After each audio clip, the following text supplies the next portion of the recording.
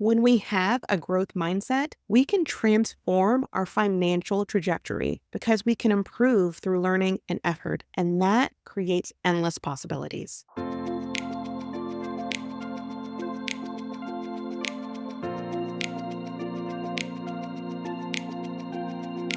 Welcome to the Core Happiness Podcast. I'm your host, Kacee Banks, a mindset and positive psychology coach. On this podcast, we discuss all things related to creating happiness from within. So, let's do it.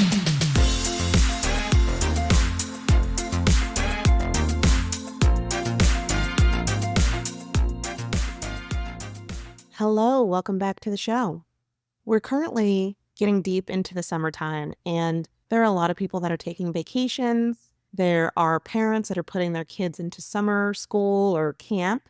There are just so many events and concerts and festivals and so many things to do, right? It's the peak of summer. And unfortunately, a lot of those things come with financial obligations, which got me thinking, how does our perception of ourselves influence our financial outcome? So today, I want to talk about a topic that sits at the crossroad really of psychology and personal finance, and that's the connection between self-worth and net worth. And how can we cultivate a mindset that not only enhances our self-esteem, but also our financial abundance? So let's explore that. Now, I know that we all know what self-worth is, but for the sake of this episode, I'm going to define self-worth as the deep knowing, understanding, and acceptance that we are all valuable and deserving of love and respect simply because we exist. That is it. It's an intrinsic value that is not tied to any achievements or possessions. However, I know that in society, it's easy to conflate self-worth with net worth, which is the total value of our financial and material assets. And I feel like that creates a lot of confusion and sometimes internal conflict and stress. There have been studies that show there's a significant correlation between how we view ourselves and our financial behavior. Psychologists explain this through the lens of self-efficacy, our belief and our ability to succeed. So, when we have a high level of self-efficacy, we're more likely to set ambitious financial goals, we take more calculated risks, we are able to persevere through challenges. Now, on the flip side, when we have a low level of self-efficacy, we tend to avoid finances or even talking about financial situations, avoid thinking about finances or sharing it. So just avoiding it altogether. We also tend to undersell ourselves. Like you might think, I'm not worthy of that promotion. Or if you're self-employed, you might think, I don't know if I can charge that much. So we have this overall feeling that we are undeserving of wealth. And why is this connection so strong?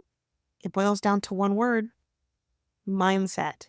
Now, in the previous episode, I talked about how having a fixed mindset versus a growth mindset can be a game changer.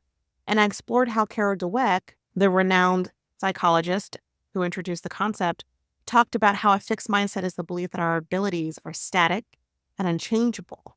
So if we think about our financial status as fixed, for example, we might give up easily, or we might not strive as hard for improvement. We might not think about ourselves as being worthy of financial gain.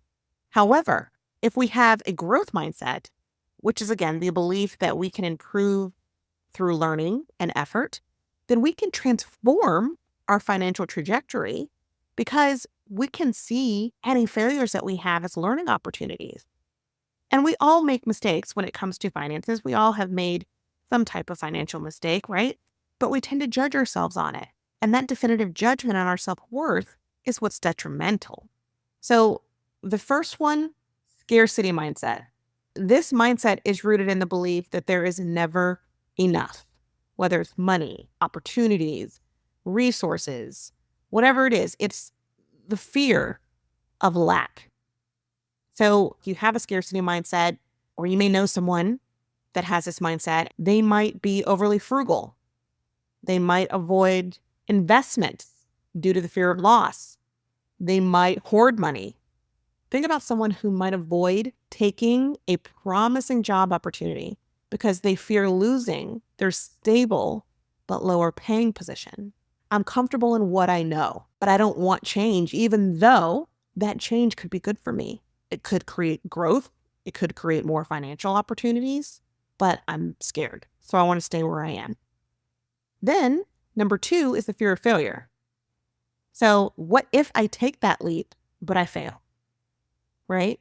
So the fear of failure is the barrier that manifests as an overwhelming fear of just making mistakes. Imagine someone who wants to start their own business, but they're paralyzed of not succeeding. And the fear keeps them in their comfort zone. So of course they're missing opportunities for growth because they're not even trying. A lot of times it can come from the people that you surround yourself with. If you talk about, I have a dream of one day owning this business, and somebody's like, oh, I don't know. What about the financial stability? Like, what about having that financial stable paycheck? Like, what if you don't make it? And then that gets into your head. Trust me, I've heard that numerous times in my life, being an entrepreneur who has many ideas. And sure, there are risks, but that's also something you can plan around, right? So the fear of failure shouldn't be the reason to not pursue trying an opportunity.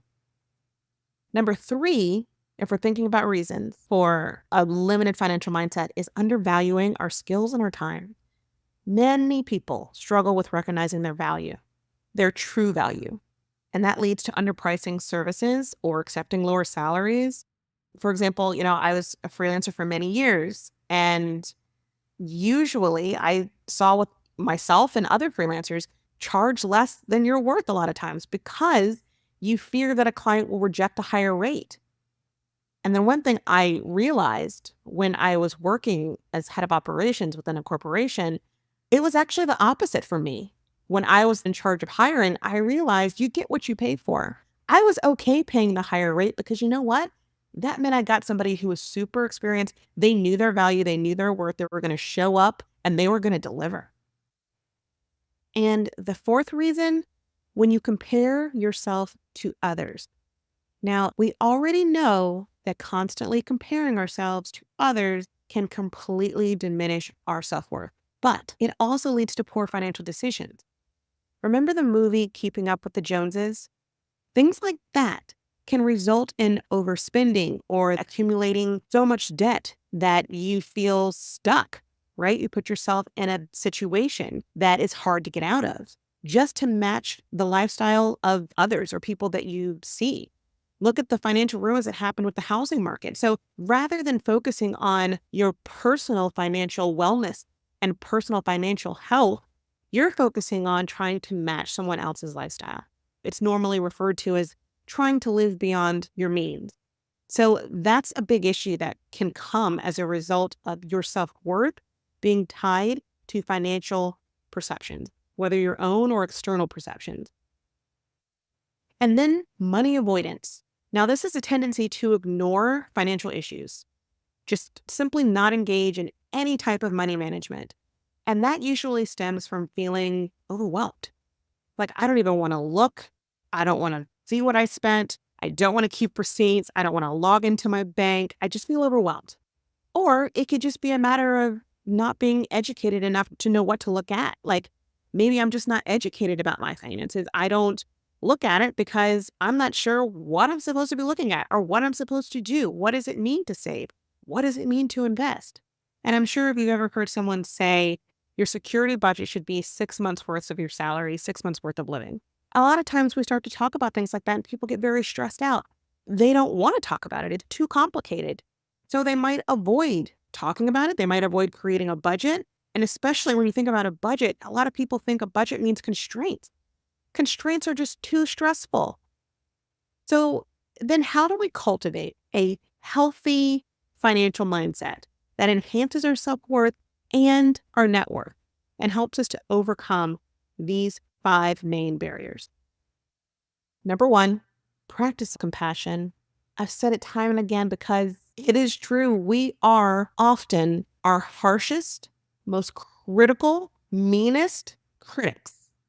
So practicing self-compassion means treating ourselves with the same kindness we would offer a friend. We all make financial mistakes, but instead of berating ourselves, we can acknowledge the mistake, understand it, and learn from it. Also realizing money isn't set. If you spend money, is it gone forever? You can gain money again. There's ways to make money in this world. Sometimes having a growth mindset and thinking outside the box helps with that. So give yourself some compassion. It's okay to make a mistake. It's okay to understand from it. It's okay to learn from it. It's okay to try things. The next tip, set realistic financial goals. These are achievable financial goals that can help you build confidence and a sense of accomplishment. So don't go all in on something. Break any big financial goal you have into smaller, manageable steps.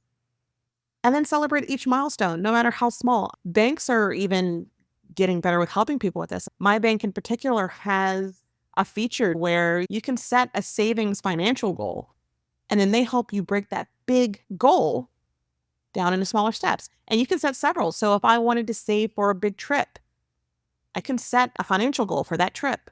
And then my bank will help break it down and say, okay, you need to put this much in savings per month or per paycheck.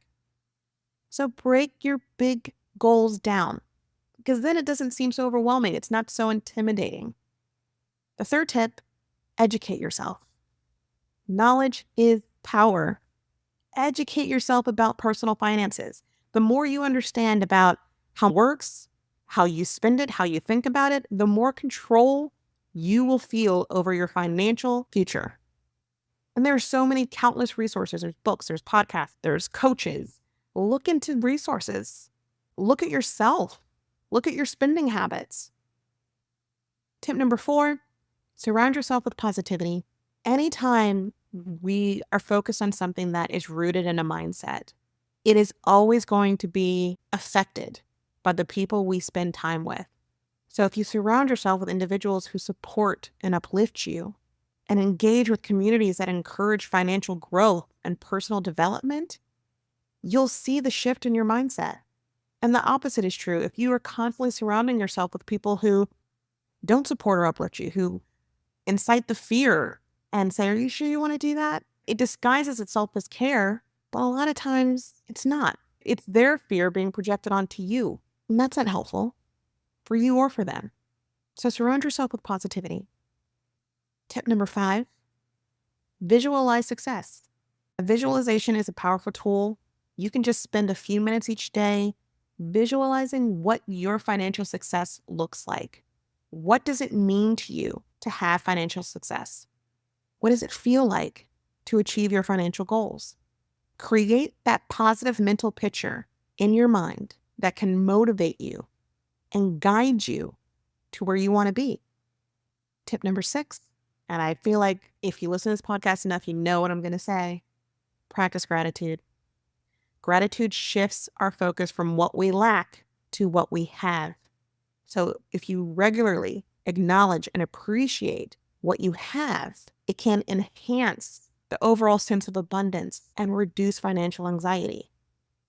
Most of all, the main takeaway, your net worth does not define your self-worth. Financial success is achievable for everyone, regardless of their starting point. It begins with you believing in yourself and your potential. Cultivate a positive financial mindset, break free from those limiting beliefs, gain the knowledge that you need if you don't have it yet, get the support you need, and create the financial abundance you deserve. Make sure you join us next time when we sit down with financial wellness coach Rachel Dorsey. We discuss financial goals, education, and the confidence needed to reach financial success. You won't want to miss it. Until next time, remember that true wealth starts from within. I thank you for joining me today. If you enjoyed this podcast, please feel free to rate it or leave a review. If you have any thoughts or questions, I would love to hear from you. You can email podcast@corehappiness.com. For show notes and additional resources, you can visit www.corehappiness.com. As always, please remember, never let anyone diminish your light. Until next time, sending you my love.